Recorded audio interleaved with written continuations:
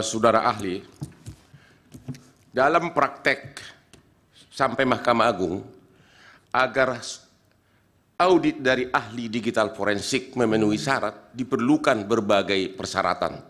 Salah satu contoh kasus terbesar akhir-akhir ini adalah kasus narkoba Jenderal Teddy Minahasa, di mana saya sebagai salah satu kuasa hukumnya.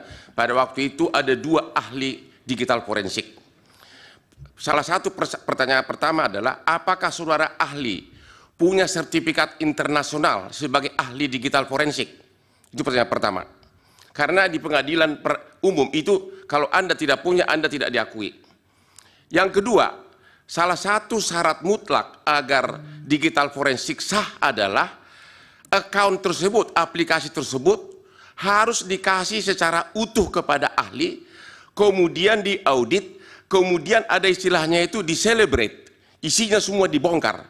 Itu mirip dengan audit kantor akuntan. Tidak mungkin kantor akuntan melakukan mengeluarkan neraca rugi laba tanpa diaudit semua dokumen dari perusahaan. Pertanyaan saya, apakah Anda pernah melakukan audit digital forensik di mana KPU, ya ini harus KPU menyerahkan kepada saudara si rekap tersebut untuk Anda audit? Pernah nggak dikasih? Dan kemudian dibuat berita acaranya dan kemudian di-celebrate isinya semua. Disitulah ketahuan kelemahan sistemnya dan sebagainya. Dan itu banyak parameternya. Pertanyaannya, apakah Anda itu hanya membuat kesimpulan dari publikasi-publikasi di media dan tuduhan-tuduhan saja, sepotong-sepotong, tanpa pernah melakukan celebrate atau digital forensik utuh isi dari si rekap tersebut?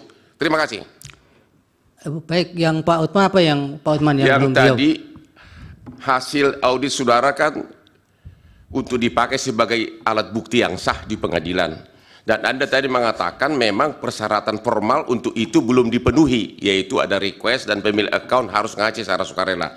Tolong dikonfirmasi bahwa memang secara formal persyaratan hasil audit saudara itu bukan untuk secara resmi, belum memenuhi syarat untuk dijadikan sebagai bukti resmi di pengadilan, tapi hanya sepihak dari Anda sendiri. Saya coba mengklarifikasi yang mulia bahwa saya katakan saya tidak melakukan digital forensik atau audit forensik. Yang saya ambil itu adalah pola pikir seorang digital forensik di dalam melihat keganjilan-keganjilan itu. Jadi menangkap data, menganalisis gitu ya. Seperti itu yang mulia. Bukan audit ya? Ya, bukan. Asumsi doang, berarti asumsi majelis. Ya, makasih.